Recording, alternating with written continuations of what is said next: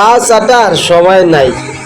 যারাই ক্ষমতায় আসে সবাই ক্ষমতা দেখায়, আর কিছু নিরীহ লোকদের উপরে সেই ক্ষমতা প্রয়োগ করে। দেখেন এই আলম ভাইটার কি একটা অবস্থা করেছে, এবং তার মাথার থেকে টুপি এবং মুটুকটা সরিয়ে ফেলেছে।